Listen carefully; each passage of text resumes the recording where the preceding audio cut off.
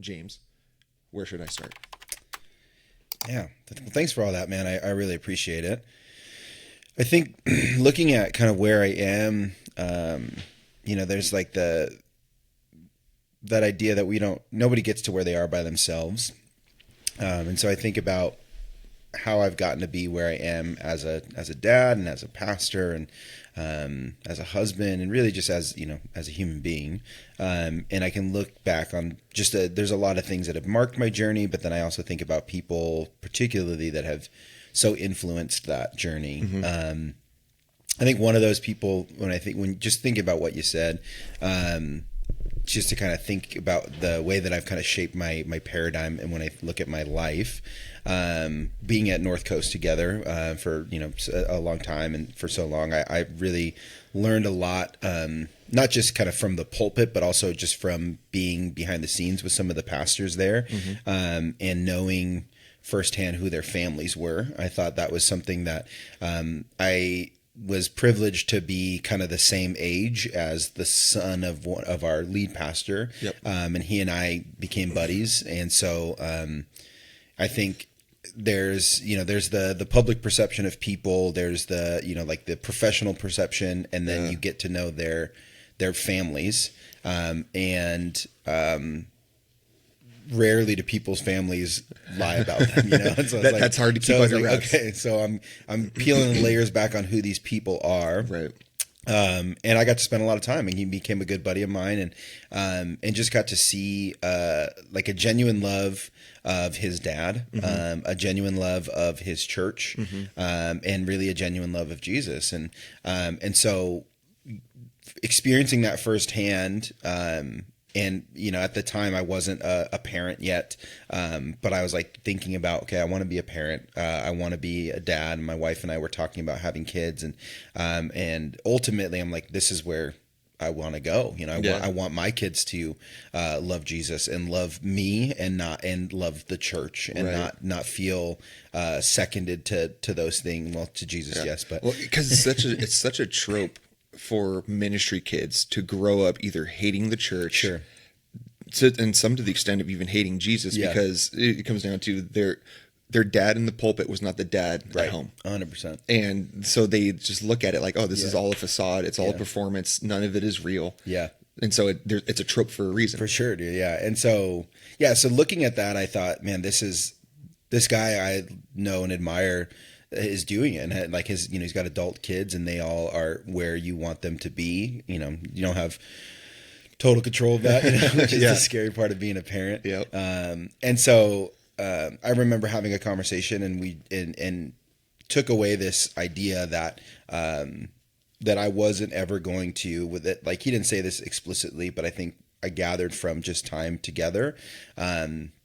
Was that he never offered his family kind of on the altar of the church. And so I thought, okay, this is a paradigm that like I want to abide in.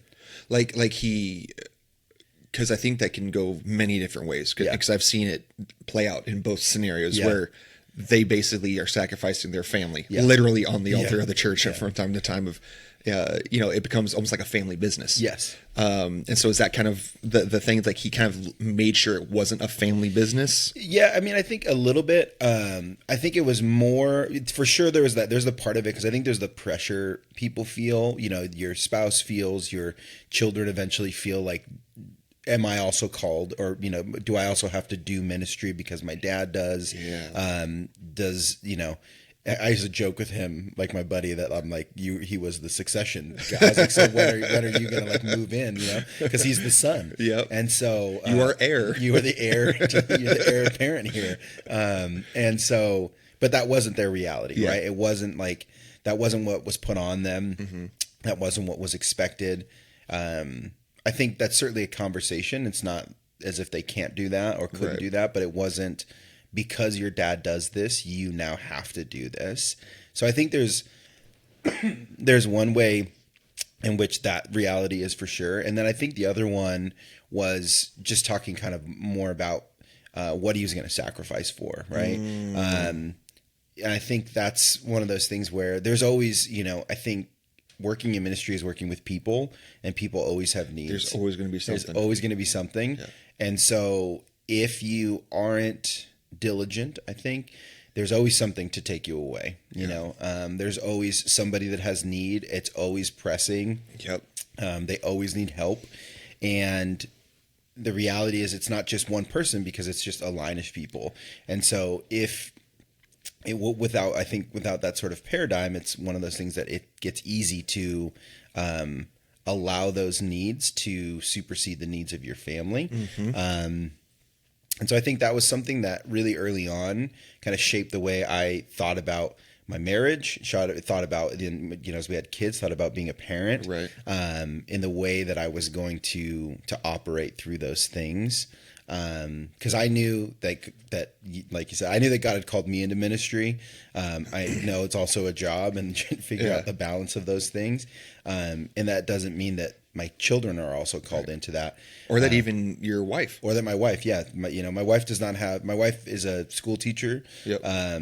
And I joke with people. My wife was a kindergarten teacher for a really long time, and I'm like, if you've ever met somebody that's built to do something, my wife was built to be a kindergarten teacher.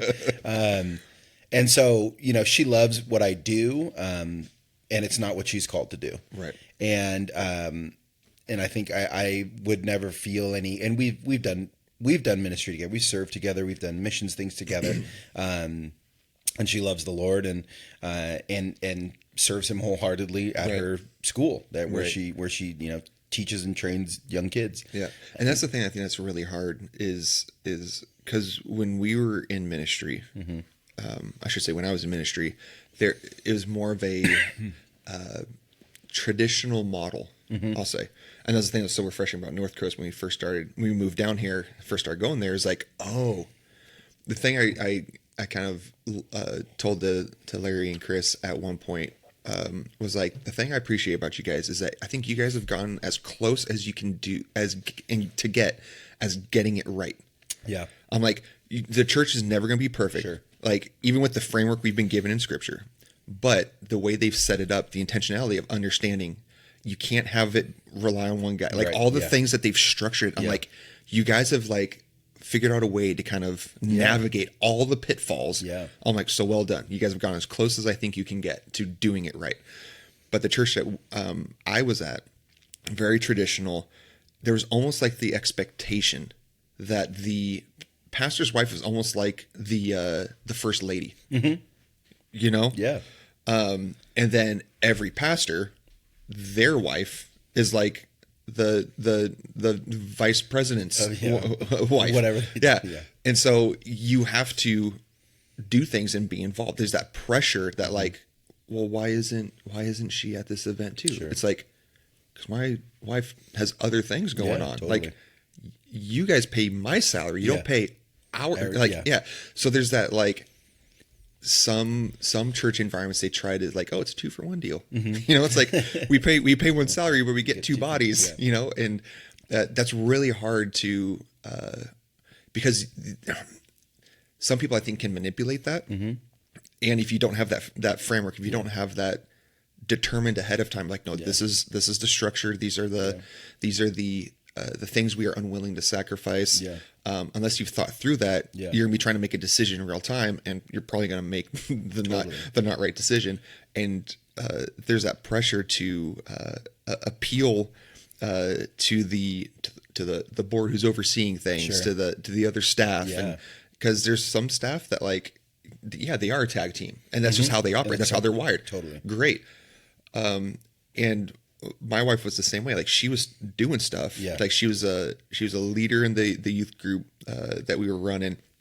But she wasn't the CFO. Right. And there's almost that expectation of that's really hard. And I think it's really unfair because it puts young guys in a weird position because we want to do right. We're not sure what we're doing or how we're doing it. So we're kind of I guess this is what we're supposed to do. But you want to protect your wife, but then she feels obligated. Yeah. So it makes it creates an unnecessary tension. Totally. Yeah. I mean, I think when I think about it, I was so fortunate to, not have any I guess, bad habits, because I had no habits coming into ministry. Yep. I didn't grow up going to church, so I had no paradigm for church or for church work or anything like that. And so when I got saved when I was 18, I got saved at North Coast. And so, I think like I got adopted into a really healthy family. And I was like, oh, this is what families look like and how they work and how they operate. And again, like you said, like there's not a perfect place. I think people are people. And I do think there are organizations and gatherings of people that can do it really, really, really well. And I think North Coast is one of those places that I was just so fortunate to have that be my first family. Absolutely. And so, when I was thinking about like, I joke with people when they ask me, how'd you know you want to be a pastor? And I was like, I didn't know you could be a pastor. Like, I'm still trying to figure it out. And so, and so I think that was such an interesting gift, I think there was a lot of, up and down and trial through my life and teenage life, because I didn't grow up going to church or have, a relationship with God or parents that were kind of involved in that way. And so there's a lot of ways in which that was really challenging and, shaped me for who I am. And then when I got saved, it was like, this was my first kind of church world experience. And I just, kind of dove into it without really, like I said, really an understanding that like this was even like a potential vocation. People ask when I want to be a pastor. I was like, well, I didn't know you could be one, dude. And I didn't know that was a job. Like, when I started going to church, I don't think I just ever connected the ideas that like this was somebody, these guys were doing this for their job. Right. And so, I think that was such a gift to like be able to kind of come with a little bit of a clean slate and then have my ideas and kind of philosophies shaped by, a pretty healthy family organization. And then, like I said, to be able to slide into some of the behind the scenes on those things, was just kind of a unique position of where I was and how old I was and, the other people that were involved, that really helped me kind of see like, oh, okay, there is a way in which you can do this that is really healthy. Right. And you're like, not just for your own health and like longevity, but also that your family, can thrive without like additional kind of pressure and stress. Right. Yeah. There doesn't have to be a trade-off. Yeah. Yeah. And so did you get started, after you get saved, did you go into like, because when people get saved at that age, you typically go straight to the junior high, straight to the high school ministry. Is that kind of where you started? So I got saved. I started going to the college ministry as a high school senior. Okay. Snuck my way in there, Had a little bit of facial hair. I could get in there. Yeah, dude. Same thing for me. Mine's the facial hair. I didn't have the facial hair, but I was able to go early in the college ministry because I was a guitarist, so they needed a guitarist. So I was like, found your end, dude. Yeah, I got in behind the scenes. I'm with the band. Yeah, dude. So so that's where I got invited by some friends when I was in high school. And the Lord just got a hold of me there and really started to change. I had a whole mess of ideas around the realities of God and what it meant to follow Him and who He was, and so really felt like the Lord started to kind of break those down in me over the course of about 6 months of fighting and not being certain. I was like, man, I was having these weird experiences, where they feel like they're reading your mail, and I was like, dude, did somebody tell this guy I'm here? Like, this is crazy. So I get saved, and I didn't get involved like in any kind of student ministry initially. I just was doing kind of the college thing. I was a student, and I really liked a couple of the guys. Like I really connected with a couple guys that were just like a little bit older than me. Right after I got saved, and so got involved in a Bible study kind of right away, and then I had another like really close friend of mine from high school that got saved right around the same time, and so he and I kind of run together in high school, with our same circle of friends, just being knuckleheads, and then recognizing that, getting saved was like, oh man, we got to change some stuff, dude. We got to reduce our knuckleheadness. Exactly. And so we didn't really have a lot of Christian friends. And so he and I just became like, I was like, this is it, dude. Like, you're my friend and I'm your friend, and we're just going to do this together. And so that was like we just kind of stuck together, and he wanted to serve at the college ministry. And I was like, yeah, dude, let's do that. And so we, did whatever we could do. I think for me, church was this opportunity to find like connection and purpose and meaning that I hadn't been able to find anywhere else. And so I initially just associated that with the place, the location is where this thing happens. And so I want to be here and do anything I can to stay here and be here as much as I can. And so, I just was like, hey, I'll come and put out chairs and clean up trash, and I'll do anything just to be here more. And so, just started serving. I started serving with a little bit with like the facilities team early on, and then is this at the new campus? No, this is at Melrose. Okay, this is at Melrose. Still at the Melrose campus. Melrose campus. Okay. So we're in the warehouses by the car mechanic shop. And so I'm just trying to stay involved there, and really that was like, there was probably a couple years of that, of just staying, just like I was there originally it was on Sunday nights, and then it was on Thursday nights. And so just kind of staying as involved as I could. I just kind of recognized that I was like, man, like I didn't have a lot of, again, like I didn't know anything about any other kind of ministry, no ideas about student ministry, like youth groups, nothing like that.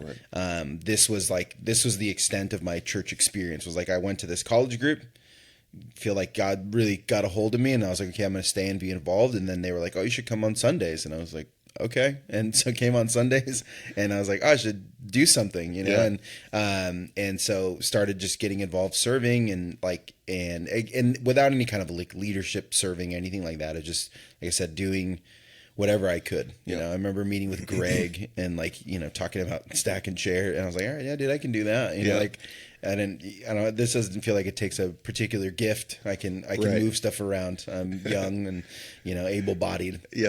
And so, yeah, dude. So then that was a couple of years of that until, we sat down with our men's director, and he was like, hey, I really think you should consider, leading a study for us. And that was like probably 2 years into my time there. And it was Chris Geddes. Oh yeah, Chris Geddes.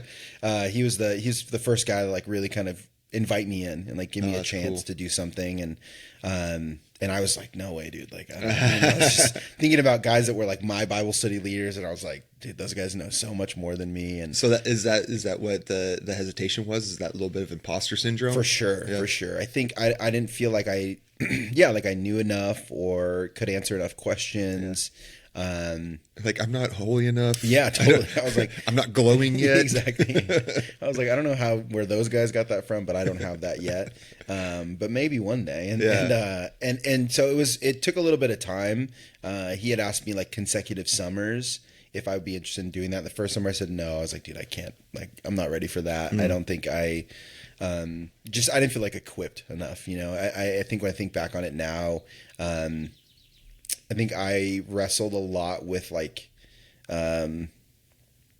reconciling my experience, right? Like I'd had this kind of radical encounter with Jesus where I was certain that all of these things that people were talking about within kind of like Christian reality were true, by experience, and I was like I was studying like philosophy in college. And so like everybody was very anti the idea of like God. And I was like, I don't know how to reconcile these things. And so that's really what a lot of that early college experience was for me, was trying to reconcile that reality that I'd had this like tangible experience that marked my life. And I wasn't sure if I thought that was possible or real. And so I was in this season of like, I was reading a lot of things, and I was looking at a lot of like apologetic stuff, trying to understand how this could make sense. And so I think that because I was still wrestling with some of those things, right. I didn't really feel like I was like, oh, I can lead people, even though I have some questions. Right. And I think, thankfully the Lord was really gracious to me. And like, I still was like, I still got questions, but maybe I can do this. Yeah. Because I think the more I came to find out, I was like, there's lots of questions. Like, I think that the scriptures talk about like, you get all kinds of characters that are uncertain about things and uncertain about calls and direction. And I'm like, oh, okay. So this is like a human experience, even with people that have like these crazy radical encounters with God. They're still like, I don't know. And even people who were almost literally slapped in the face with Jesus in front of them still are like, I don't know. I don't know. Yeah. Yeah. I remember the thing that struck me, I think it's in the end of Matthew and the beginning of Acts when Jesus is resurrected, and it says that they worshipped him there, and then some still doubted. Yeah, and I was like, oh, I was like, this feels like if there was ever a spot to be like, all right, we got it. Like it's like you're there, the risen guy. Like, hey, I saw you hanging on the cross. Yeah, what do you? And so that for me just gave me a lot of solace of like, okay. This is okay. Like I'm wrestling with, looking at an infinite God with a finite mind and all that stuff. And what do you think that is? That thing in us that feels guilty for the doubt. Because I grew, well, for the most part, almost entirely grew up in church, and was a pastor. Yeah, teaching Bible. Yeah. And it wasn't probably until about a year and a half ago that I legitimately met Jesus for the first time. Yeah. Wow. So like there's that, like, I don't even know how to describe it, but it's not a thing that's trained into us. Yeah. There's just this, it's almost like this innate thing within us that even though we fully can experience, there's still that thing in us that says, but was it? Yeah. I don't know what that is. Yeah, I don't know. I mean, I think sometimes we want to, we try to rationalize things. I think for me, I remember I was like thinking like, I'm too smart for this. Like, I joked. I honestly was just like, I had to come to this moments of like real humility of like, yeah, I think because I was in this really difficult like chasm for me where I was like, either I live my whole life pretending, like that. Because I had this experience, and I was like, man, it was so clear to me that like God had like shaken my shoulders and just like, dude, I'm talking to you, right? And I was like, I don't know if I believe that that's possible or true, right.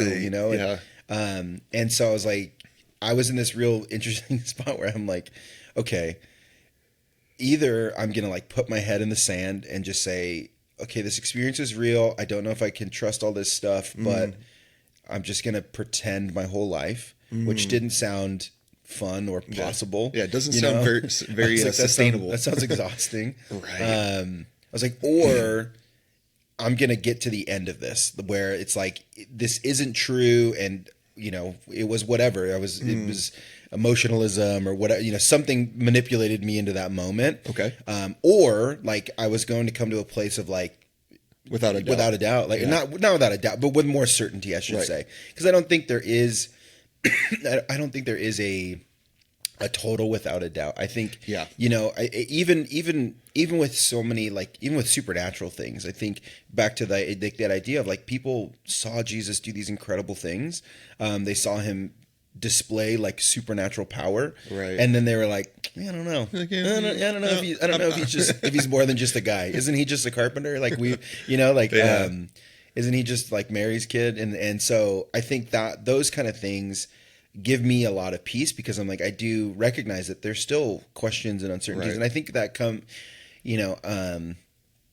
I think Larry would say like it comes from the noise, right? Like we have noise on the line. There's things within us that are causing us to ask questions that we don't always have to ask, but they just like percolate inside of you, And I think like I look at it now like with my children. Right? My kids are little; they're 6 and 7. and my daughter's not doing it as much anymore, but she would for a little while, which was like heartbreaking for me. But she would like when she'd get correction or discipline. Yeah, she's like, "Do you still love me?" And I'm like, "Oh, of course." I'm like, that's crazy. Oh god, that's crazy that you would say, "Do I still love you?" Yeah. Like, of course I would love you still. Like, look at. Like I tell you these things, I demonstrate these things to you, and then not only that, but like you can look all around your life, and again, that's a different, mature view of like, oh, this is what love does. And so I look at that, and I'm like, okay, you have me here with you, giving you hugs and giving you kisses and taking care of you and holding you when you're crying and feeding, quite literally feeding you and like clothing you. And there's moments where you're like, I don't know if you love me. Yeah. And so that's funny because my daughter, she'll say, "I want you, Daddy," and I say, "You have me." Yeah, like I'm here. Like I'm right here. Like she'll be saying, "I want you, Daddy," as she's holding my hand. I'm like, you literally have me. Yeah. Like I'm because there's that man, I don't know if it's the doubt, the fear, the uncertainty. Like I don't know what it is that's going on in their little minds, but it resonates. Yeah, totally. In us as adults that like that nice little reminder of like, okay. Like this is the childlikeness that Jesus is talking about, not for the fear, but the what I describe it as the need for confirmation, the confidence to ask, because there's that hope, that you know the answer, oh totally, dude. I think.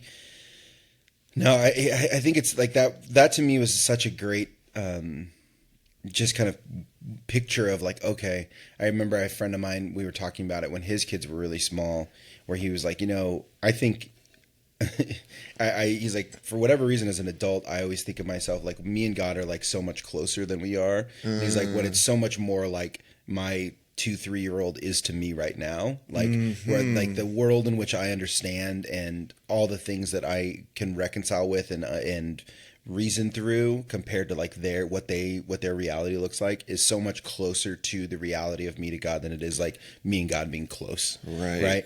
And so those kind of moments are like, oh yeah, okay. Even with my children, like I hopefully I'm a good dad, right? Like I do the best I can, and I think we do a lot to try to demonstrate to our children that we love them, right?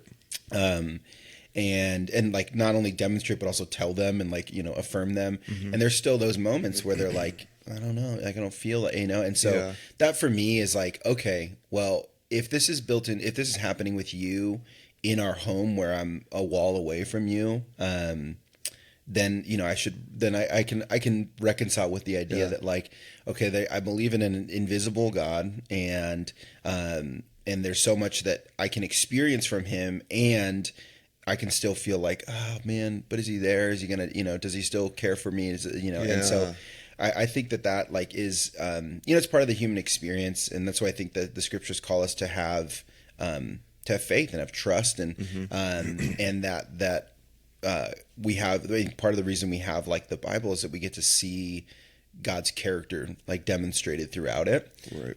So that we can look back and say like, okay, he's been faithful this whole time. I can expect him to continue to be faithful. And I think that there's so much grace in that, because I don't think that God has any need to like, oh, let me show you that I'm good and faithful and like consistent. Right. But I'll do it because I know that you are going to need me to like remind you that I'm good and faithful and consistent. Yeah, man, what is that thing that's in us that needs that? Because we can have very intense and tangible experiences. Yeah. And those fade away. Yeah.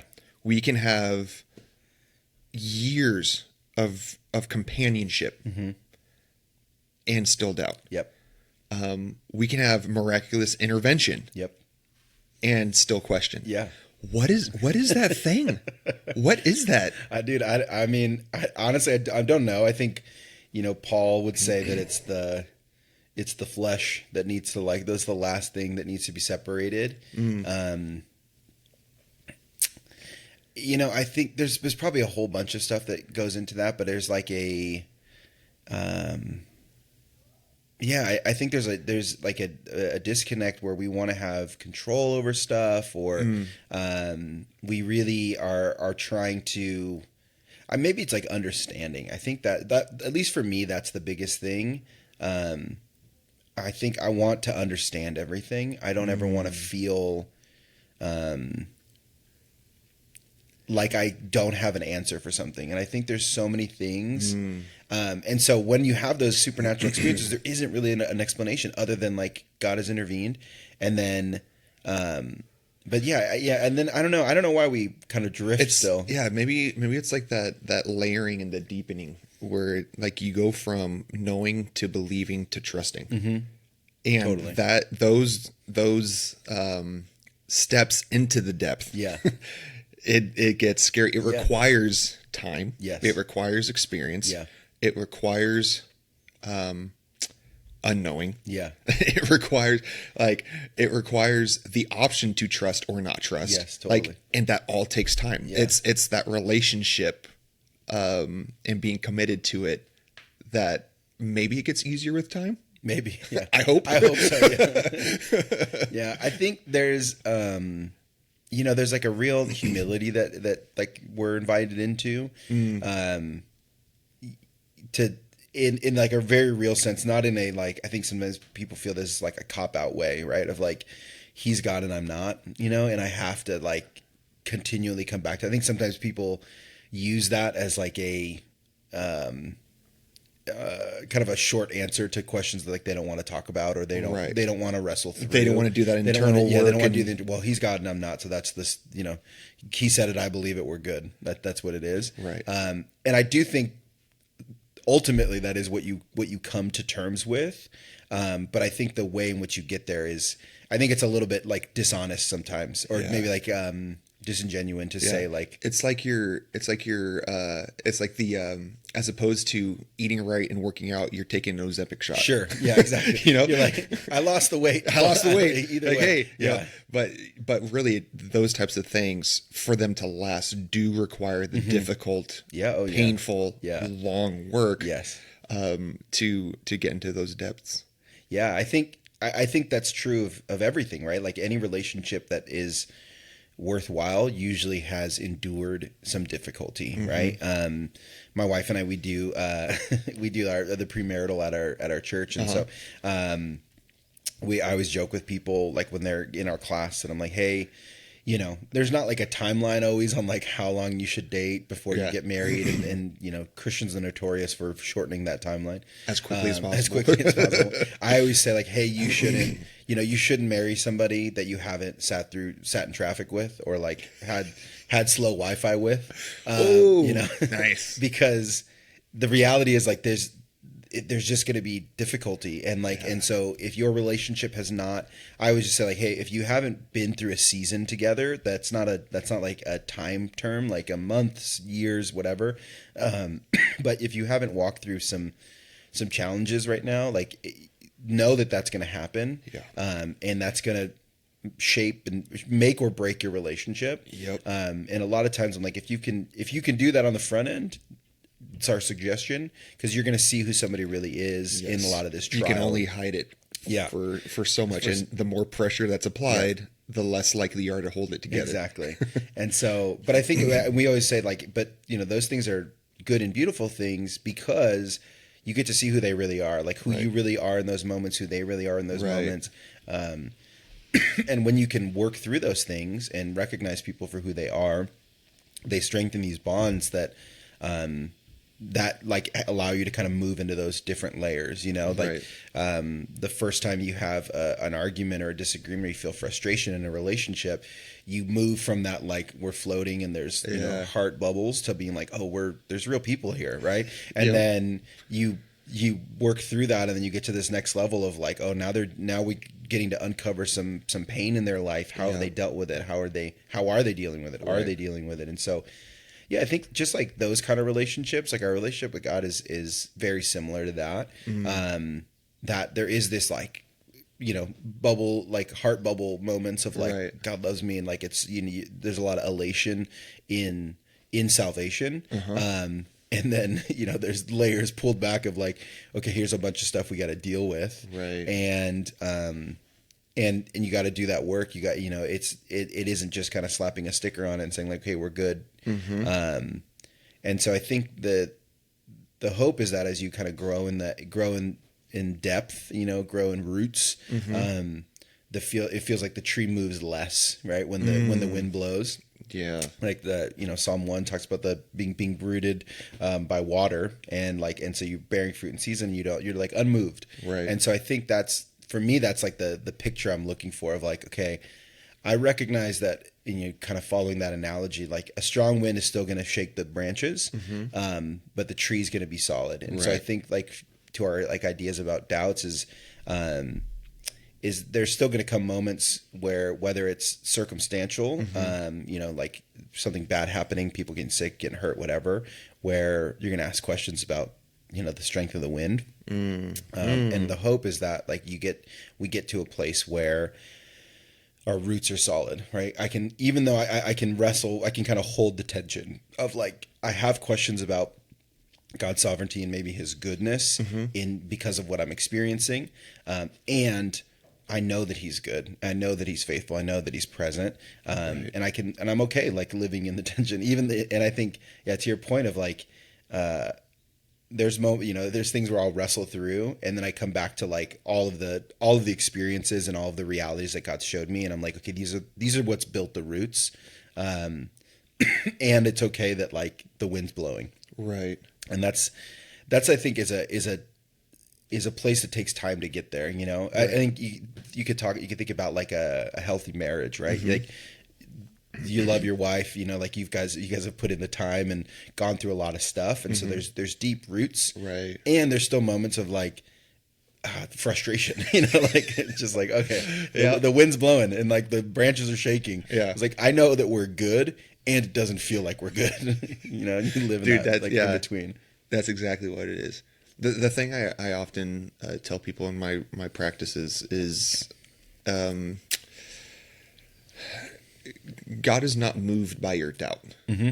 Like he doesn't get angry at your anger. No. He doesn't get disappointed with your question. Yeah. Those things do not force him to kind of push you away. Right. The love of the divine is always trying to pull back in. Yeah. It's always trying to find a way. Like, how do I bring you home? Mm-hmm. How do I get you closer? Mm-hmm. How do I get you to stay and abide and remain? But we think of those, when we have those doubts, as there's a separation. Sure. It's like, no, the only separation is here and here. I'm still present. Yeah. I'm still here. Yeah. But there's that thing in us that wants to, I think, like you said, there is that element of control is we want to know beyond a shadow of a doubt, but it's almost like if we knew beyond a shadow of a doubt, there'd be no reason for the trust. There'd be no cause into intimacy. Right. Yeah. Yeah. And that's super interesting. Like, I think, but I think like it's so funny because I think even in moments where you feel like right? Like I've had experiences with supernatural healing, and I'm like, there's no other explanation here other than the Lord intervened in this place and like in this moment, like in my own body, and there's still moments when I'm like, God, are you hearing me? Like, is this, like, are these prayers going anywhere? Are you really doing anything here? Yeah. And I get to this, I like lay in bed and like laugh. I'm like, how do I do this? Like, how do I go? Like, I know, like I've had moments, I had a crazy moment. I was at a camp and I lost my voice the night before. Like, woke up in the morning and my voice is like a little scratchy. And my wife was giving me a hard time because she's like, you were yelling too much at the game. I was at a youth camp that I was teaching at. Yeah, so you got to yell. I'm jumping in. I was like, babe, I'm fun, all right? I'm the fun pastor. I'm the fun pastor. I'm having it. She's like, well, you're also supposed to be on stage, so you need to like be. And I was like, all right, well, you're right. But I woke up and just had, my voice was just trash. And I was like, dude, this is not good. And all day it's gone. Like I can't take it up above a whisper. And I'm like scheming with the team. Like, okay, what are we going to do? Like I have a microphone, but it's it's barely coming out, and I'm having tea and not talking to anybody, and we're in the worship service before I'm going to go on stage. I was like rewriting things that I'm going to say because I can't say anything. And I was like, I'm going to open with a joke, like, about my voice, and just be like, this is what we're going to do. We were like, okay, maybe we cut the message short and we're just going to go small groups. And like, we had a whole backup plan where we're in the worship session, and, I had a guy that's from the church that I was there with, and he comes and kind of lays hands on me, and we're just praying. And as they're singing songs, and I'm like, kind of singing in my mind because I don't have a voice. I just felt like my voice come back, and I'm like, whoa, like, but it's loud, so I can't tell if I'm like, am I really hearing anything? And I walk on stage, and like my voice was totally back, and I just started crying on the stage because I'm like, you guys, God just healed me. Like, this is insane. And so, but then there's like, so I look at those like tangible marked moments, and I've got a number of those, which is, God's just been good. And then I'm still like, yeah, when is he? Like, but are you capable of doing this? Can you do this though? And so, yeah, I think there's just like, there is just going to be a tension. I don't know that at least for me, I don't know that like I ever will come to a total place where like there isn't any of those things. I think there's less of it. And I only say that because I, like, again, having been privileged to walk alongside people that have been following Jesus longer than I have, and get to experience kind of the internal life of them, to know that like, okay, there is a life of, I wouldn't say no doubt, but certainly like less. And I think, but I do think that the cost of those things is high. The cost of those things is trial.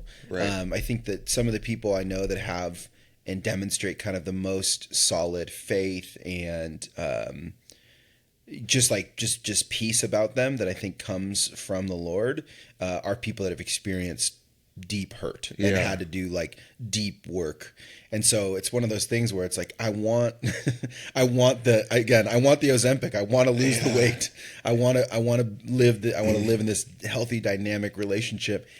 And I understand that doesn't really come without pain and without like deep work, which is painful. You got to look at all of these, you got to unearth all the stuff and get it to be a place of like, oh, okay.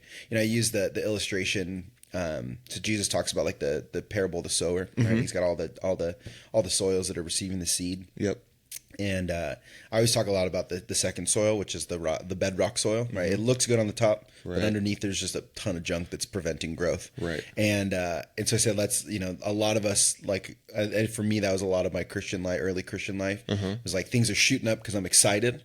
Yeah. And then I recognized that like there was a lot of stuff right under the surface that like God was like, yeah, but there's all these rocks under here. We can get get rid of some of these rocks, and the roots can go deeper. The roots can go deeper. But if you don't do that, this is always what it's going to be. You're going to live in this like hype, like, you're at the worship service, you're at the camp, you're at the retreat, and it's like, oh God, I love you. You're like, oh, it's so good. And then back to reality. Back to reality. Like, you're like, oh, okay. And I think there's work to be done in that, and I do think that the more we can unearth some of that bedrock, the more that we are willing to kind of dig in and surrender those things, that the deeper those roots are allowed to go. Right. I do, like I said, I do still think the tree moves with the wind. Yep. And I think that we can hold on to that tension where we trust that God's still good, and He still has good in store for us as we work through some of that stuff. Yeah. And I love what Stephen Crowder, how he described it. Everyone wants to go to heaven, but nobody wants to die. Yeah, exactly. That's what it is. Everyone wants the miraculous intervention without relationship. Yeah. Everyone wants the faith without trial. Totally. We want the path of least resistance. Always. Yeah. I think one of the things that that I enjoy, like we shared this of like, one of the reasons that I fell in love with jiu-jitsu is that reality of like, I want to get that black belt. Like, I want to be that guy, and I think in my head, initially I want to be there because I think it's cool. And like, and then the first time you just have somebody just beat the crap someone out of you. who shouldn't just folds you in half. And you're like, what is happening? What is happening? And I'm like, oh, there's no way to get there without this process. Right. And I think that's like when it's so funny. Like, I think, people give CrossFit a lot of like crap. Like, people that do CrossFit always tell you they do CrossFit. I was like, I feel the same way about jiu-jitsu. Yeah. Like, anytime somebody's talking to me, I'm like, have you tried jiu-jitsu? Yeah. That's because jiu-jitsu took off after CrossFit. Yeah. So people are like, what? People are like, I'm in shape, but people can still beat me up. What do I do? And so, no, but I think I love, like, it's such I always tell this to our professor that, like, it's so analogous for life and development that, and I think it particularly like spiritual development, that everybody wants that healthy, like, robust, dynamic spiritual life. We want the peace that Jesus offers. We want like the trust and the security that like deep, meaningful roots brings. Right. We don't always want, we don't always want the white belt rounds of like, oh dude, I'm just going to go in today. And I remember coming to that reality of like, you're just going to be bad at this and people are just going to beat you up for a while. And I'm still there. Right. But I think that's just part of like, but you don't get to this place without all this process. Right. Yeah. That I wanted to ask, because I love the analogy of, doing the work to make sure the roots go deep. Yeah. One of the things that me and my spiritual director, have been working through a little bit was it's my only responsibility is to make sure that I'm cultivating a good heart soil. Yeah. So that means I'm going through and removing those rocks, totally, trying to make sure that the ground is soft and not compacted. Like all those examples that Jesus gives about analogies for the different types. It's my responsibility to make sure I'm doing the work to make sure that my heart is open and ready to receive, to be willing to trust, like all those different other things. And we can tie this back to, on the spiritual journey sense, with this year, going through the medical treatments I've been going through and stuff, my body's jacked, which means I'm not able to train as much as I like, which is slowing down my progression, which is frustrating the bejesus out of me. I'm now starting to drop weight because of the medication I was on. So that's nice. But for a while, dude, I was, within like 4 weeks, I think I came up like 45 pounds. Dang. Yeah, it was not cool. That's rough, dude. Yeah. Yeah. So now I'm finally dropping back slowly and hopefully going to get back to my actual fight weight. But my body's just not holding up. And granted, it's the mileage on the body. Yeah, totally. Probably those white belt days, spazzing and freaking out because I used to be athletic. And maybe that took a toll as well. But I want to do, but my body is not able to do right now. And I feel like we go through those seasons in a myriad of different ways where we want to do X, Y, Z. We want to trust. We want to be open and we want to be obedient to what we feel like the Holy Spirit is leading us to do. But there's also something else in us that legitimately or illegitimately is preventing us from doing that. So what things have you found, maybe currently or in the past, that have helped you get those roots to continue to grow, to get deep, even if you couldn't tell if they were getting deep? Totally. Yeah, man. I think, I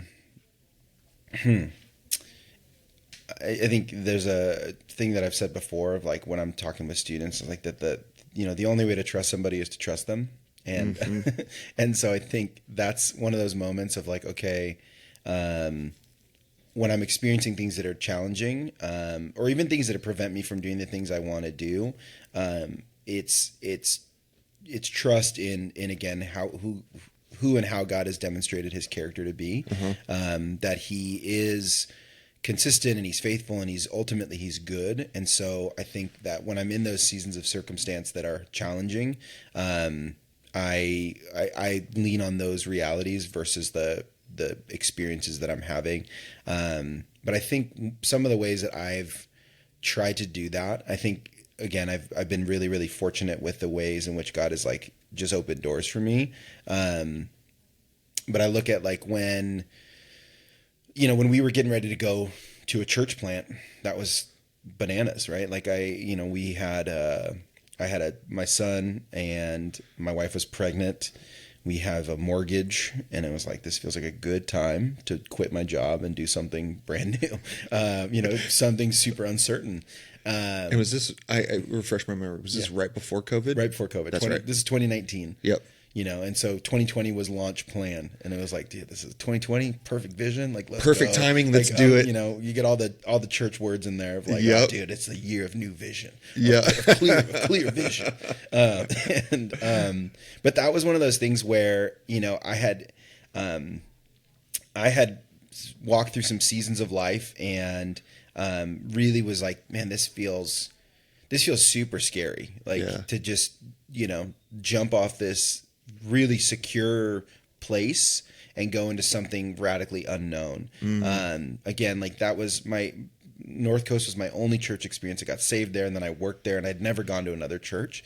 And then I was thinking about, I'm like, well, we're going to go start a new one. Like, what does that even mean? Yeah. I think I started coming to North Coast when it was 20 years old already at something like that. And so the remnants of what it started as weren't even close to where we were anymore. Right. And so, that was one of those moments of like, okay, this is a root sinking moment. I have relationship and I have experience and there's things happening. And I really feel like this is where God's calling me. And so I'm going to trust, I'm going to, lean back and just hope that believe that he catches me. And every time it was so funny, cause like we did that, we went to this conference and I remember having the conversation with my wife about like finances and like, what do we need to make sure that like we can pay our bills and feed our kid. And so we had a number in mind, and I was like, okay, well, worst case scenario, I can get an additional job and like make this work. If like the church can only pay me whatever. Right. And then we were at a conference and I really felt like what the Lord, so there's another couple that was coming with us. Both of them were leaving their jobs. Uh-huh. They were also pregnant with their first kid. And I was like, man, you guys are getting given a little more than I'm given. Cause I was like, my wife's still got a job and like, she's not going to be able to support us, but at least we have like some steady income. Right. And so I really felt like we're at this conference, and I felt like the Lord had challenged me to wait on finances, to just say, hey, like, we're not going to do anything. We're not going to get anything from the church until they're good, until this couple that was also coming with us with a kid, like with their first, was good. And I was like, what? I'm like, Lord, I already said yes. Like the roots are already starting. Please don't they don't need to spread anymore. Yeah, like, we don't need to accelerate this growth. I was We're like, good. I already trust you. And so, I called my wife and I was like, hey, so this is what I feel like the Lord's telling me. And she's just like, okay, like, then that's what we'll do. And so they sat with them and, there was tears and it was great. And then we fundraised, which again, I was like, I was talking with our pastor. I was like, I don't have like rich friends, I don't like, I don't have donors that are going to be like, oh dude, we'll take care of you. Don't worry about it. Like, I've never done anything like this, but I'd never done anything on this scale. And so then but it was again, a beautiful moment to look back on the development that God had done in my life of the community that he had raised me up in and out of, and the people that he put around me. And it was really a cool like reflection moment of like getting to talk to people about what God was doing and calling me into, right. And to hear about how people saw that on me, and saw that happening in my life. And so I think all that to say, I think in moments where you're like, okay, I want all these things, or I want this experience, I want to grow deep, I want roots, there's opportunities for trust. I think we can throw up our hands and because of circumstance and say, right. Like, well, this is too hard, or this is not, like I'm not able to do what I want or get where I want. And so because of that circumstance or that reality, I'm not going to do the work. I'm not going to trust you. I'm going to find another way.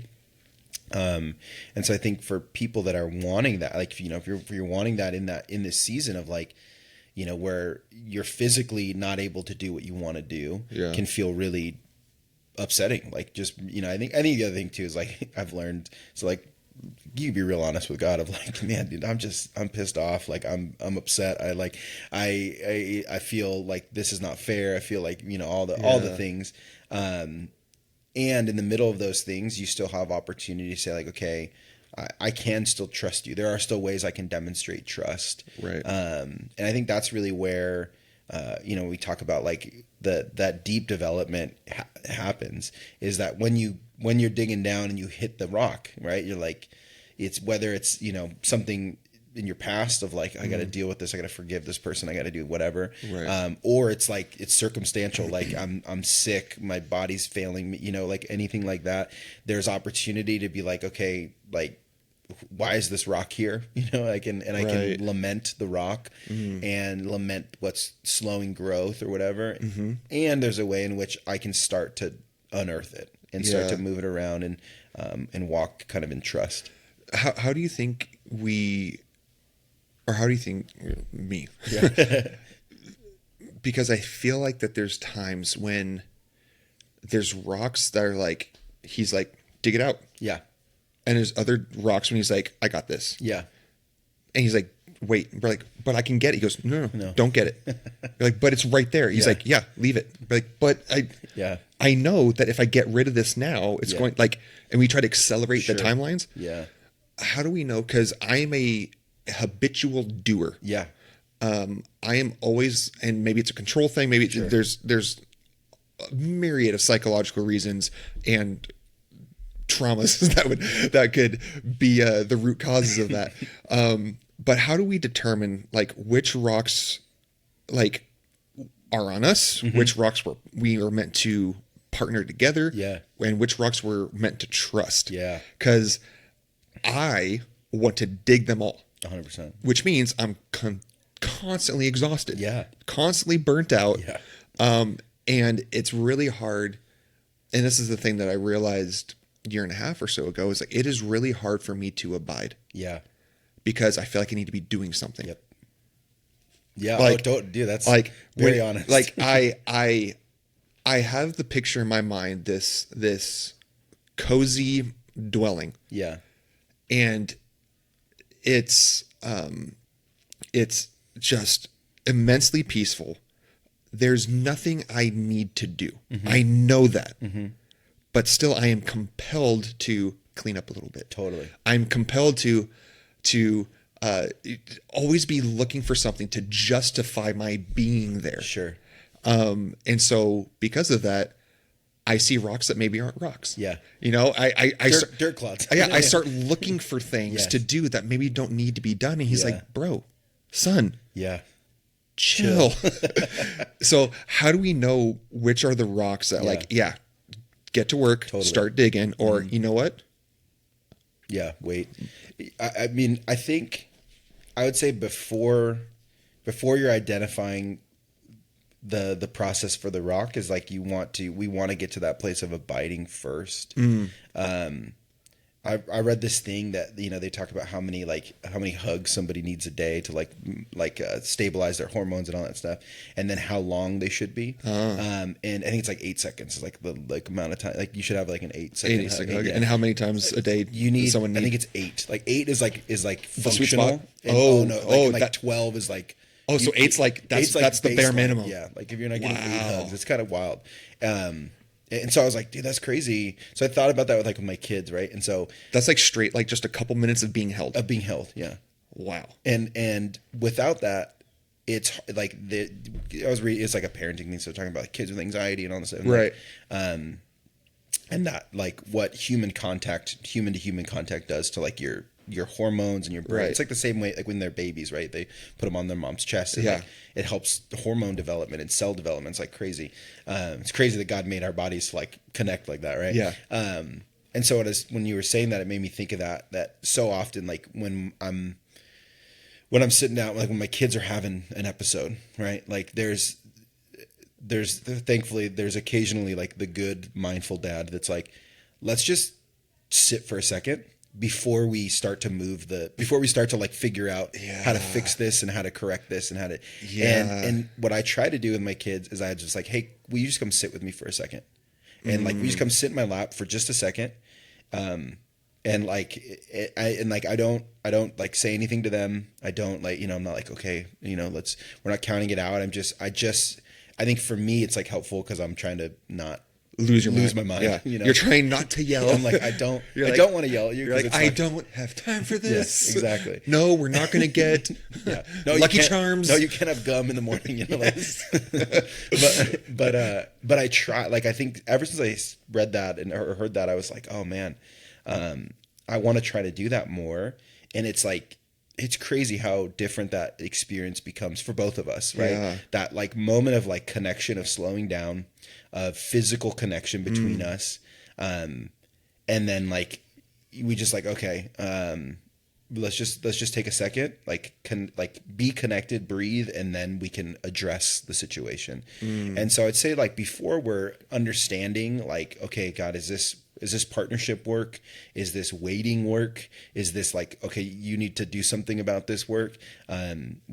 We do have to like abide. We do have to remain, like that whole paradigm that Jesus gives us of remaining. It's just like, it's just being there. Like, and that's super hard. And that's the thing that's frustrating. Cause I think the thing that just came up in my mind is I can so very often get stuck in this loop of always needing to do and then getting pissed at God that he's always making me do. And he's like, I never told you to do that. Right. Yeah. And, but because we have that compulsion, we then place the blame of like, I always have to earn love. I always have to do. He's like, I told you to come sit with me. Yeah. And you're like, what are you doing? You didn't do it. Yeah. No, for sure. Because it is hard. Like, again, like I think there's a humility that has to say, there's the Psalm that says, like, be still and know that I am God. And I'm like, this is such a beautiful, it's so beautiful to hear that. It's like a great poetic word. Yeah. But like stillness, the essential thing of stillness is that I'm not doing anything. Yeah. And that's your being. And I'm like, okay, like I have to, and that's like the idea is like, I just have to be willing to say again, like he's God and I'm not. The world is going to go on without me. The world is going to keep, like, there's things for you to do and there's purpose and all that stuff. And, but it doesn't, you're not like, I'm not the linchpin of the world. And that ability to like, just pause for a moment and be like, okay, I have all this, I know all this stuff it has to get done or whatever, and like, there's like the things of life for sure. But the ability to just stop and say like, okay, the most important thing for me to do is to just sit with you for a second, sit with you and like, and get a spiritual hug from you. Right. Before we start to like do the correction and do the work is to just have that, like those that time. Right. And I think, that's really hard. But I think it's a discipline. Because so do you set aside time for that? Yeah. Is that part of your regular routine? Yeah, that's a part of my regular routine. And like sometimes it's in the scriptures, sometimes it's just in prayer. Sometimes it's it's a walk. But it's like I make sure that I have some of that time every day. I don't like, just because of our life right now, like there's not like a consistent, like, okay, these are every morning I'm doing this. Cause like some mornings it looks different. Like my wife's up early and so I have to get up with the kid, like there's just different things. I think for me, it's like, okay, I just need to make consistent time, and recognize. And so I think there's just some like behaviors and habits like that. And I think there isn't, in the same way, like that I think I always think about like kind of relationships. Same way you like connect with your spouse looks different sometimes, right? Yeah. There's like, we'll go on a date or we'll go on a walk or we'll just, like have a conversation in the kitchen while, like with craziness is around us. And those are all moments of connection, right? Connection and intimacy and development. And they don't always look the same. Right. And I think they don't have to. I think sometimes we do. And I do think there's like, there's like power in ritual and, creating space. I think for me, what I found that's worked is just looking for opportunities of like, okay, today's this day. We have this and this and this happening. And I know I want to make some time and make sure I'm like spending time with the Lord. Like, I think the challenging thing, honestly, for me is like being in ministry is like so much of my work is, like a Bible teacher. Like, so I'm in the Bible all the time. Yeah. I'm in the Bible, but it's functional, right? It's and that's the thing people don't understand is like, don't you read the Bible all day? It's like, well, kind of, but it's like, it's more like you're cooking instead of eating. 100%. Yeah, 100%. Like, exactly. It's like, aren't you with food all the time? I'm like, yes, I am. I'm making it all the time. Right. And it's like, I'm not eating it. And I was like, and there's certainly, think about when you think about like cooking, like you can like, oh, I'm gonna try a little bite. Like there's like the little bites that you get, and that's certainly true when I'm teaching and I'm like learning to teach for teaching, different. Where I'm like, oh, that was a good bite, right? Yeah. But that's not a long form like intimate dinner, right? It's not going to sustain. It's not going to sustain you. And so I think for me, it's like that's where I honestly, that's a struggle of like just being a church worker is like, this is what you do all the time. And so then it can dangerously become like a job. Like, my job is to spend time with God. So that was the biggest struggle for me in ministry was having that balance of I'm fulfilling obligation to make sure I teach versus I'm in a relationship with the divine. Yeah. And there's that big tension totally. Because you feel like I have, like, these people, good, bad, or indifferent, are depending on me to prepare a meal. Yeah. Which means sometimes I go without eating because I'm making sure that they're gonna be fed. Yep. And that's not as sustainable. Like that quickly can make the wheels start to wobble. Totally. Yeah. Yeah. Because you're eating the snacks as you're like cooking, but it's like, this isn't health. I mean, and so, I think for me, it's been those, and I think I've been really fortunate to be around a lot of different kinds of pastors where there are, I've been around the guys that are like, yeah, dude, I'm a 6 a.m. or 5:30, like super disciplined, regimented. Yeah, type. Like I have to do this in the morning, and I'm like, sweet, like that's awesome. Yeah. And then I've been around the guys that are like, oh yeah, like they like to go on a walk or whatever. They're the different ways in which they connect, and I think that's for me has been such a gift that just to be around a variety of people that like demonstrate all of these different ways to do it. That there isn't a like singularity of like like we see Jesus get up early in the morning and praying, so that's what we all have to do. Right. And if that's what if that's how you're function, like if that's how you're made, and that's what you find to be the best like process for you, then I think that's awesome. And I think there's a real power in that. I also think I don't connect well with anybody in the morning. Like it's not my time. I don't get up and like have these super meaningful conversations with my wife when we're, first thing in the morning. And so I know that about myself, and I'm like, I want my time with the Lord to be like meaningful and not just a checkbox. Yeah, just a checkbox. And so I had found that when I was trying to do that, I was like, well, I guess I got to get up early in the morning and like start doing this. That like I wasn't feeling like I was connecting as well as it did feel like a checkbox. Like I'm just, and I think there's some things that are like, good checkboxes, like go to the gym, checkbox, right? Right. I don't need to have like a meaningful spiritual experience there. I can do that, a little bit, not like mindlessly, but like routinely. Right. And I think the danger is sometimes when we make our relationship with the Lord like strictly a routine, that it becomes routine. It's just like, it's just, And it reminds me of, I ended up having a conversation while I was in ministry with someone because they were asking me like, hey, like, I think it was in a staff meeting. They're like, hey, I noticed you were praying with your eyes open. I'm like, yeah.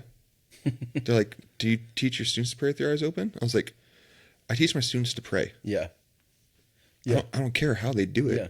I was like, when you're teaching your kid to brush your teeth, do you get really critical about how they brush their teeth, or are you trying to develop the habit of them brushing their teeth? Yeah. I think so often we get distracted by how we do, sure, yeah, instead of why we do. Yep, that's great. And because I'm the same way. Like there's seasons where I can be very structured and disciplined. And there's other seasons where if I try to force that structure and discipline, all I'm met with is frustration, disappointment, not doing good enough. Right. I can't maintain all the different things. And so, have you found that it's easier for you and your personality to kind of have like, hey, I don't know when this is going to happen, but I'm going to do this, this, and this. Yeah. Is that kind of your personality? Or do you like, I have to wake up at this time? Like, because I'm sure those seasons come and go. Totally. Those seasons especially with kids. Yeah. Yeah. Like you're kind of like a plan can quickly go out the window. Yes. But you still got to be able to do X, Y, and Z. Yeah. Yeah. No, I think I've definitely, I think it's partly personality for sure of like, I'm a little bit more of a go with the flow kind of person, versus like a, like kind of routine kind of person. And so there's some of that, but I also think that, that's what I found that kind of works for me. There's in Matthew 28, Jesus is giving them the Great Commission. It's, he says, therefore go. And the go is this idea of like, as you go, like as you live your life. So you're not going to a particular destination. It's as you're living your life. Yeah. As you're living your life, make disciples and teach people and train. And so I think that idea has really kind of shaped the way I think about my relationship with God, and like the way I operate my relationship with God is as I go, there's opportunity. Like there's, like when we pray with our kids, like there's fixed times I pray with my children. Like, we pray at night and we pray before our meals. And like, those are like routines. Right. And there's all kinds of those aren't the only times and like, and the only moments. I think there's as you go moments. Right. And so that's really what's kind of shaped my ideas is like, as long as I know that I'm making time and making space, wherever it works. Right. And then I do think like in the same way that like, I think about my marriage of like my wife and I set aside specific times to be together and like, go on a date or do something like that. Or for our anniversary and things where we're like, hey, this can be really intentional time for just us and hanging out. And I think that like that for me is like church time, right? Like every week I'm dedicating time to come with the Lord's people and to experience the Lord in a unique way at the gathering with some major intentionality. And then throughout the week, just the same way of my marriage of like, we're just checking in. There's touch points, there's conversation. Right. It isn't like, my wife and I aren't up like we need to have breakfast together every day. Like, it's like, it's just, that doesn't make sense all the time. Right. We're getting close to, my wife's a teacher, so she's almost done here with school and my kids are almost done with school. And so then they're on like their summer mode. And so, like our whole world just turns upside down because now nobody has any, there's no more routine. There's no more routine. And like, and so that's always like a really funny time in our life because I'm like, my life gets a little busier in the summer as like doing youth ministry and stuff. And so, but we feel that stretch a little bit more because like now she's like, hey, where are you? Like, let's hang out. And I'm like, I know you don't have like a scheduled structured time right now. I still do. Yeah. And so, but it makes me, I think about my relationship with the Lord like that, where, there's seasons where, we're connecting more and different. There's seasons where it's like, hey, we're going through this life together and I'm looking for opportunities to connect with you. Right. I'm sending my wife and I will like text each other. Or we'll like send each other funny memes like during the day. Like when we're both just drifting off, like playing on our phones. Yeah. Like, look at this thing. It's so funny. And so like, those are moments of connection. There's conversation there, and like, it's all these like little incremental builds of intimacy. Right. And then there's also those moments of like, hey, really being really intentional and spending, going to dinner without our kids and, going on a overnight or whatever, those kind of things. And I think the same is true with the Lord is like, there's everyday opportunity. Like I'm looking for opportunities to demonstrate to my children like God's grace, mercy, kindness, goodness. We're looking for opportunities to show them like what and why we pray for things, how we pray for things, not just these kind of fixed times. Right. Not like just meals and bedtime. Just meals and bedtime, right? We do it before school. When we get news of something, like we good and bad. Like we pray and like kind of, so yesterday my wife's friend got a job at our school, at her school. And like, nice. we've been talking about it and praying about it. And she's been going through these interviews. And so we just like, oh my gosh, like, look what God did, you guys. And like, we stopped and just celebrated and praised God for the way that he opened this door for her. And so those aren't like routine, like, okay, today something good is going to happen at 11 a.m. Yeah. Like something good is going to happen and we're going to stop and worship. Right. But I really look at that of like, okay, as I'm going throughout my day, there's opportunity for me to connect with God. There's opportunity for me to be a witness. And really there's opportunity like for work to be done. Like back to our rock conversation of like, I'm trusting that as we're processing and living this life together, if there's things that need to be dealt with, right, there's going to be like, like either I'm going to keep tripping over this rock and then I'm like, maybe, that's why. Yeah, maybe this is here for a reason. I need to deal with this reason. Or like, I am seeing like, oh man, God, this is like, I don't know what to do about this, but I don't like, I don't feel like you're leading me into this place where I need to start like digging it up. And so I just am like, okay, well, as we're going, this will get sorted. Right. Yeah. And I absolutely love that, because the thing that my personality does not like is journey. Mm-hmm. I don't like process. Mm-hmm. I want end result. Yeah. And the way my brain works is I can almost like deconstruct the path. Yeah. To find the quickest path. Sure. And it's served me in career. It's served me in business. It's served me in a lot of different ways. Doesn't always translate to relationship with the divine. Yeah.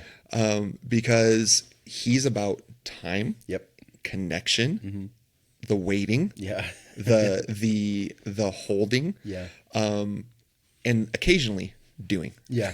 Yeah. Oh, yeah. And so, but I'm the mirror of that. Yeah. I do so that I can earn the rest. So I can earn the intimacy. So I can earn the connection and the closeness. So for me, it's really hard to stand by and allow, to stand by and to wait. Yeah. And I feel, I think it's somewhere in between guilt and shame. Mm-hmm. It's past that threshold of holy, intentional moreness. Yeah. That like guilt is, because I tell people guilt's an invitation, shame is a roadblock. Yeah.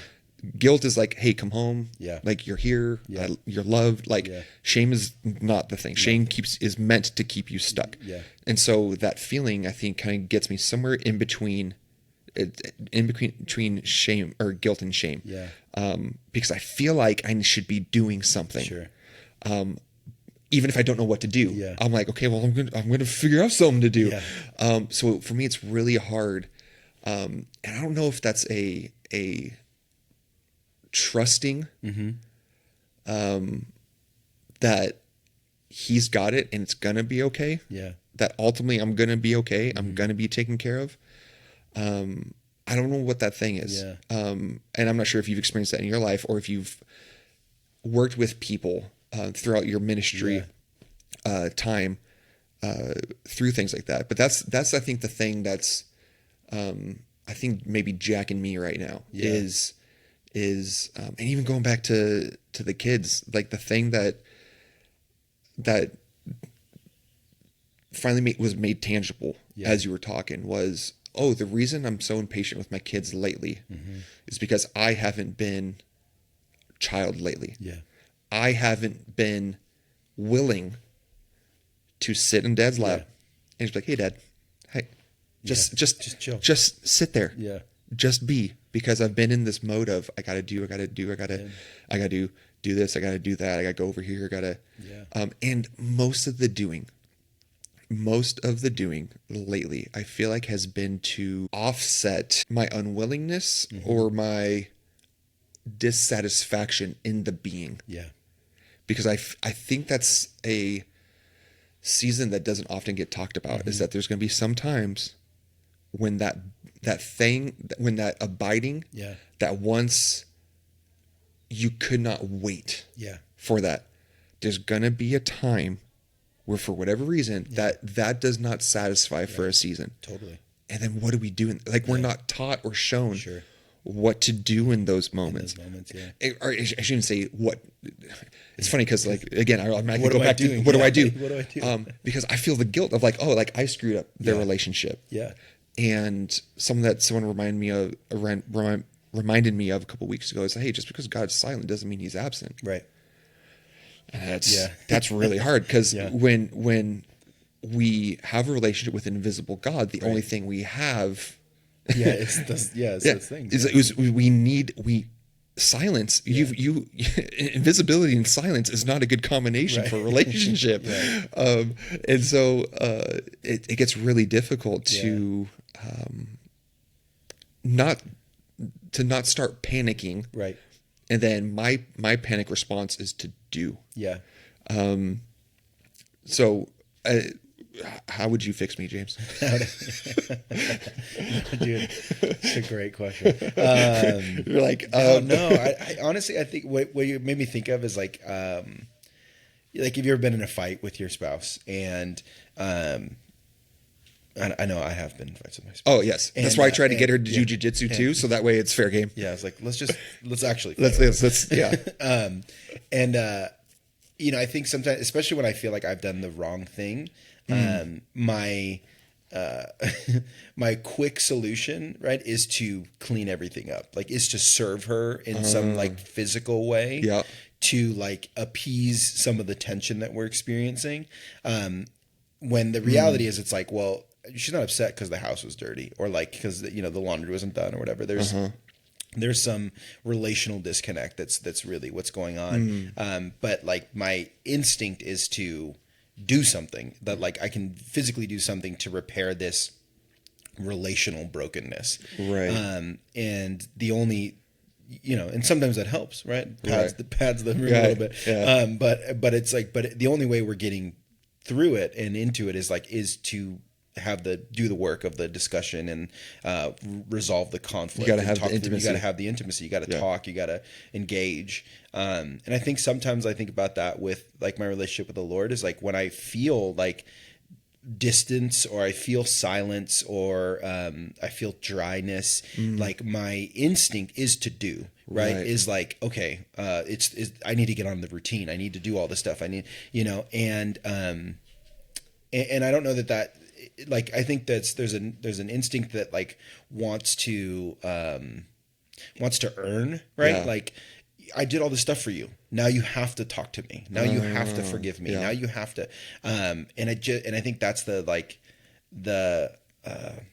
humbling part about grace is that he doesn't say that. He doesn't say like, okay, well, you need to do all this stuff for me and then we'll be good. He just says, I want you to be with me. So it's not a doing, it's a returning. It's a returning 100%. Yeah. And I love that you said like the guilt and shame, like the guilt being the invitation of like, of like when I recognize that I've done wrong, I have the opportunity, like the beautiful thing about the gospel is like, you have the opportunity to come back. Like he doesn't, think about the prodigal son story in Luke 15. It's like, when the son realizes he's done wrong, when he, he's found himself in a mess of his own making, he's like, okay, well, the only thing I can do, the only thing that's ever going to resolve this is to go home. And he goes home with expectation of, I'm going to serve. I'm going to go do. I'm no longer son. Yeah, I'm no longer son. Yeah. But I can go do, right? I can just go just do stuff in the house for him. And then I get like, residual blessing of just being in the house. I won't ever be a son again. I won't ever be like, but I can get loved by proxy. But I can get loved by proxy and by production. And then when he runs home, when he's home, it's one of my favorite like pictures of God. I think it's such a cool one that like Jesus tells a story about what is God like, right? And it says he's like a father that's looking for his children. And that even when his children are, ceremonially unclean, they've soiled themselves beyond acceptance. They've turned their back on me in like high-handed sin and like and all this stuff, and I love because it says, the father runs out to the son and embraces him. And then there's this like part where he's come up with this speech. I'm going to do these things. I'm no longer be fit to your son, and I just want to serve in your hand. And like it says that while he's trying to say it, his dad just doesn't hear it. He's calling for start the barbecue, and like invite the neighbors, and it's like, and he gives them the ring and the robe and the shoes and all the symbolism in that, and but I think like so often we feel like we're in the pig pen. We've made a mess of our life. We've chosen the wrong things. And even if that isn't like, I think there's sometimes where that is the truth, where it's like, man, we just made the wrong choices. Like God gave us different options and we chose wrong, and we're sitting in a mess of our own making. And in that there's invitation to come home, right? To run back and I love it because it's like, I love the picture of the son there is like the grovel, right? Like, I'm so sorry. Like, please let me back. And I love the fact that he planned it out. Yeah. Oh, totally. Cause I do the same thing, It was like, okay, here's the way I can still control and manipulate the situation. Yep. To my benefit. Like here's even in his not. Here's how I'm going to earn my way back into this by saying the right things. Yeah. And like the dad has nothing. He's no concern for what he couldn't care less what he is saying. Right. Couldn't care less what he had done. Right. He's there. That's the only thing he cares about. And that's it. And I think back to that illustration with my kids of like, when my kids are like, even when they're having, this happened yesterday because it happens every day at my house, there's just meltdowns and there's fights and, like brother and sister, they're so close in age, and it's just like, oh man, like every day we're doing this thing. But like, even when they're in trouble, like I want to start with connection, even when they've done wrong. Because they work themselves, like my son will come in, my daughter's crying, and he's like, well, and he's coming with the explanation, right? This is what happened. This is what I did. This is what she did. This is why. And I'm just like, hey, dude, just come and sit with me for a second. Just come and be with me for a second. And let's like return to relationship and recognize that it's from this relationship that everything else is going to work. Yeah. It's from the connection or the disconnection that everything's going to step from. And I realized like that is why lately I've been such an impatient dad. Yeah. It's because I haven't been having the connection with my dad. Yeah. And not like my dad, the divine. I haven't been having that connection. And because it's been I've been checking the obligatory box of, okay, read my Bible. Been doing this, but there's no connection. Yeah. There's no intimacy. Yeah. And that's a weird thing for dudes. Yeah. Oh, totally. To understand and comprehend, because we're wired we're wired for work. Totally. Yeah. Work is good. Work is good. That's what we're wired to do. So we think that every solution is meant to be worked out or worked through. Yeah. Sometimes, maybe most of the time, most things are meant to be sat in. Yeah. Not worked through. Yeah. But I just want to get to the end point. Totally, dude. I just want to get to the cake. It's done. Yeah. I want to get to the checkbox.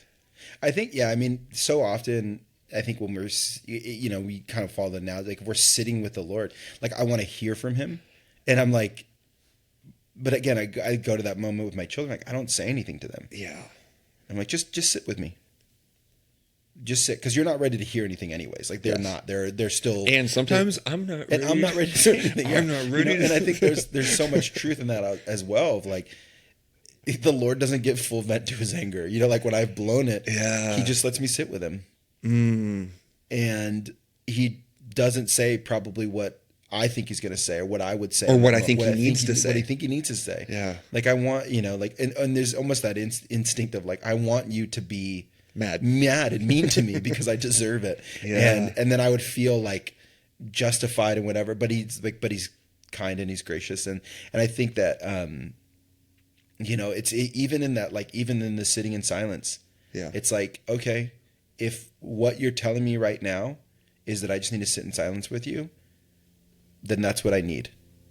And I think that's like, there's that Romans 8 where it's, God works together all things for good for those who love him or called according to his purpose, is like maybe what I need right now, and this is my diagnosis for you, Matt, like maybe what you need right now is you just need to sit with your dad and trust him that even if you're not hearing his voice, you're not feeling his direction, he's demonstrated faithfulness to you in your life, and he is working this out for your good. Yeah.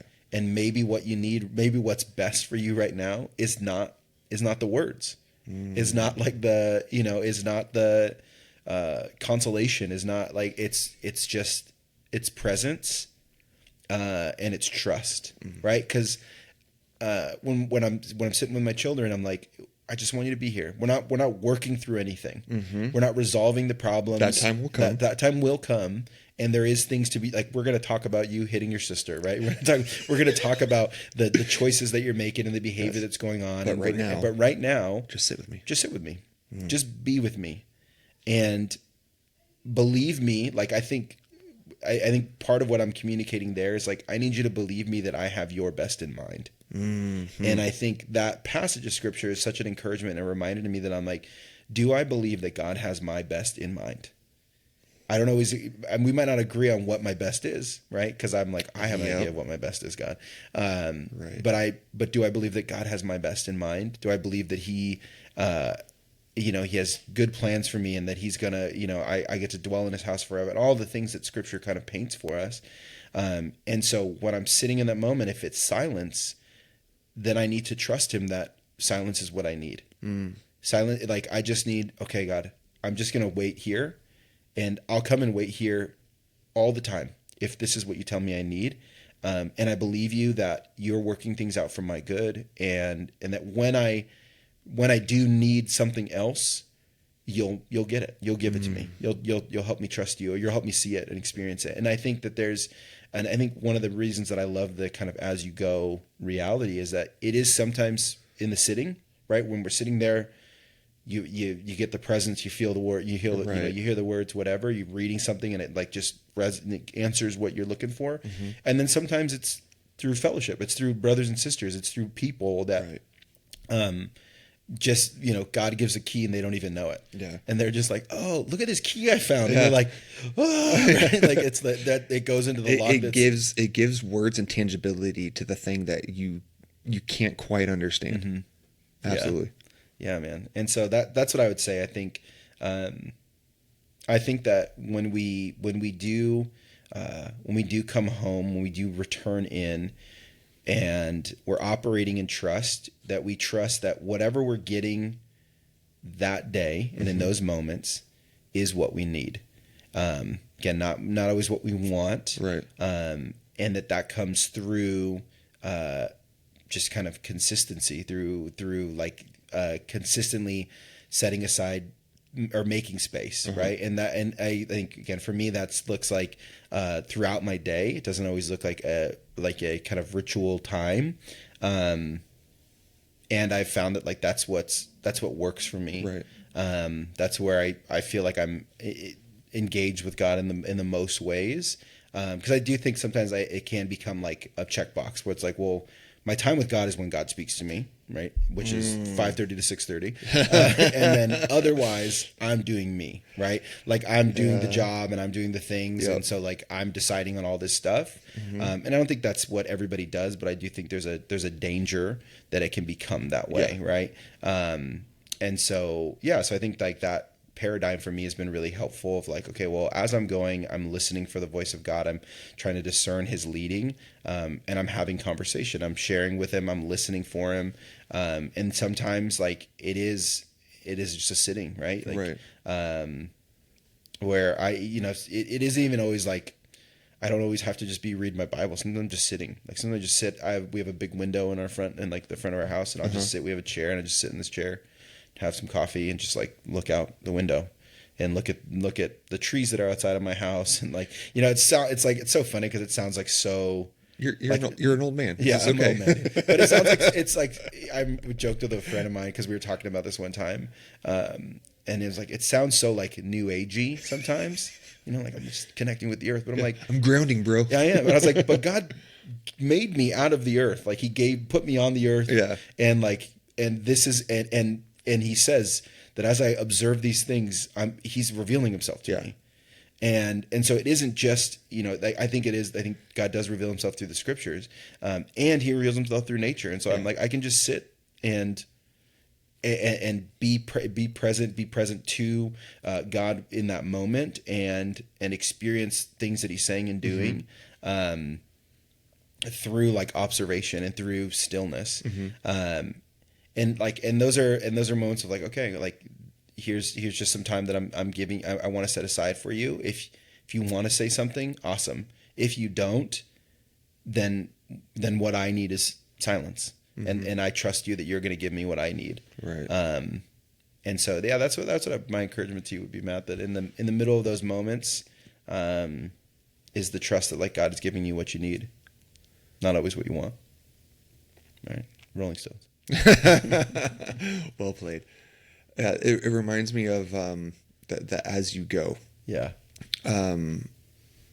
It's either in Matthew or John. I can't remember which one. But when Jesus is talking about being the gate, and that you'll come and go through the gate. Yep. It's one of those things that like that's been one that's kind of been stuck in my head for a while, is trying to understand the picture that he was giving of like, this gate, this door, you're going to enter and go through it. Everyone thinks of like the way to Jesus, or the way to God is through Jesus. Yeah. But then he's like, but you're also going to go. Yeah. You're going to go in and out. Yeah. And I'm like, the thing that's really easy for me is the going. Yeah. Because I love to do. I love to earn. Yeah. But the thing that he says is you gotta come back. Yeah. You gotta go and do. Yeah. But come back.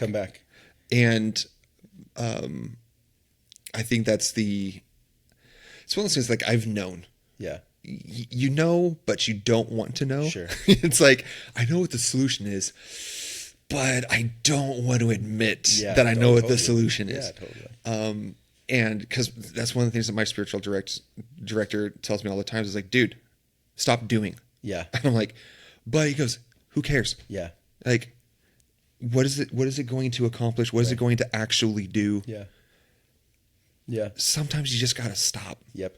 And well, he says that it's in John. He says that you're going to come and go, but when you come in, you'll find rest. Right. Like you go out and you come in, but when you come in, you find rest. Yes. And so I think that's like the Maybe thing. Just need a little rest. You just need a little rest. And again, rest is hard because rest is stillness. Rest is like taking your hands off. Yeah. And like I think that's why like in the last couple of years, like Sabbath has like come back into popularity. Because we're in this like cultural moment of like, why are we so burnt out? We're so burnt out. We're doing so much, and like everyone's like, dude, I'm dying. Like oh, maybe these practices of fasting and Sabbath and all these different like, oh, maybe the ancients knew what they were doing. Maybe taking your hands off the wheel for a minute does something to you, like inwardly. Like there isn't. It is.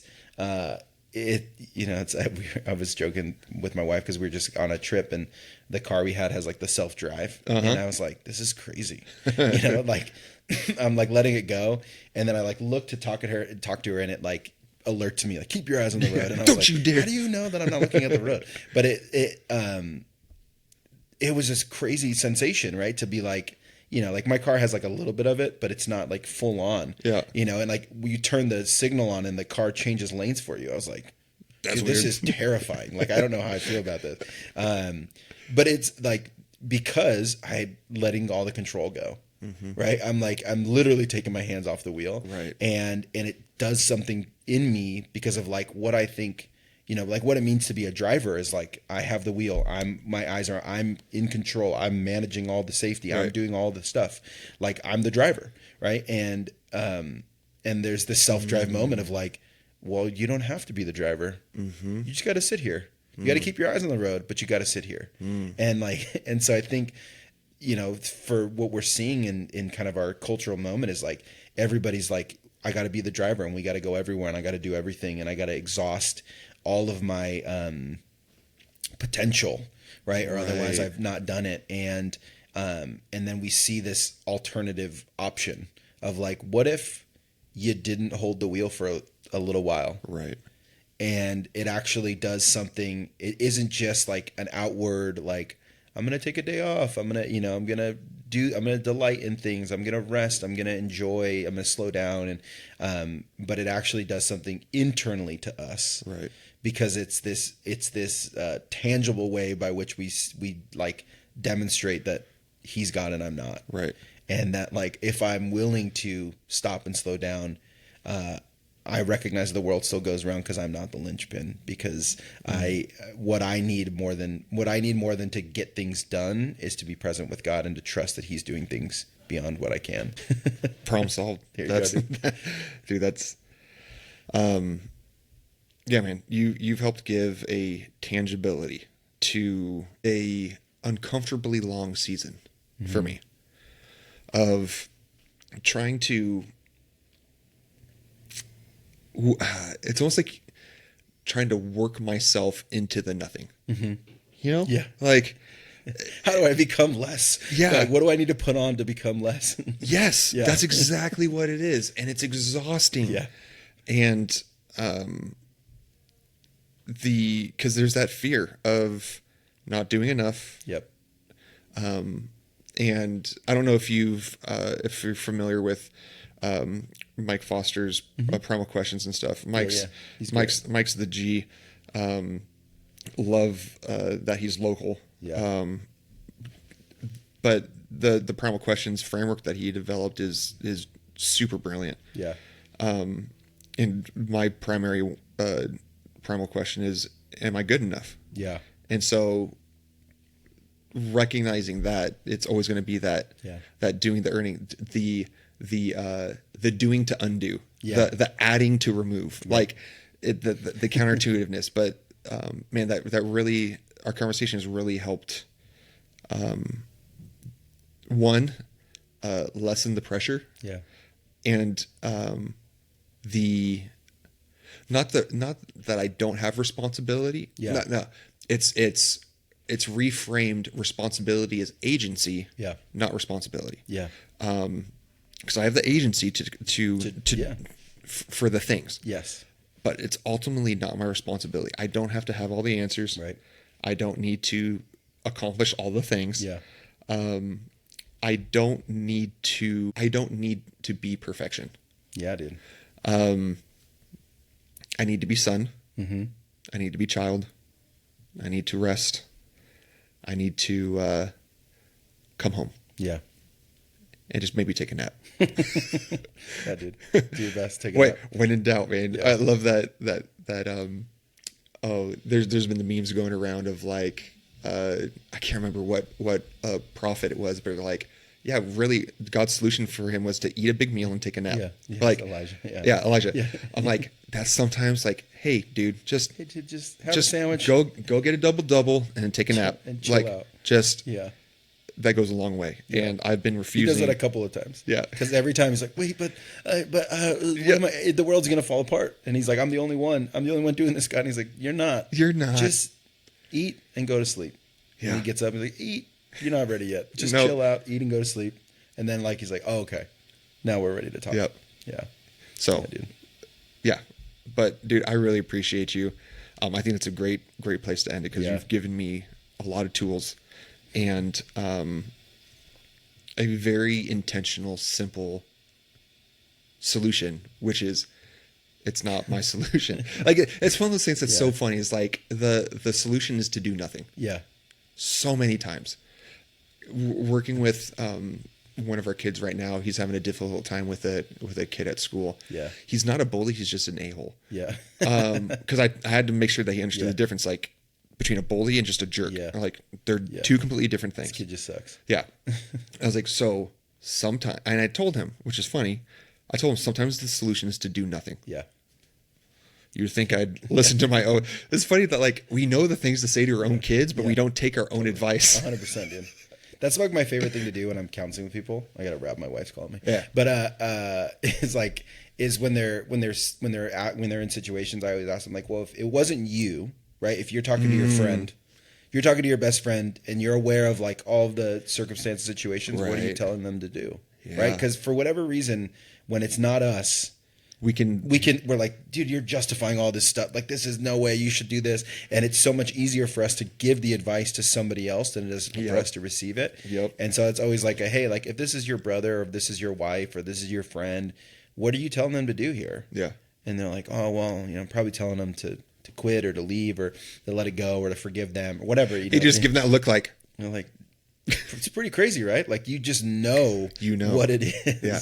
But for whatever, when it's us, there's all the noise in the way. All the noise. And too much noise. But awesome, dude. I really appreciate you taking the time, because you really did help give tangibility to the things I've been feeling lately. Yeah, bro. Thanks for having me, man. Yeah. So absolutely love you, dude. And maybe we'll do this again. Yeah, I would love it. Awesome. Thanks, buddy.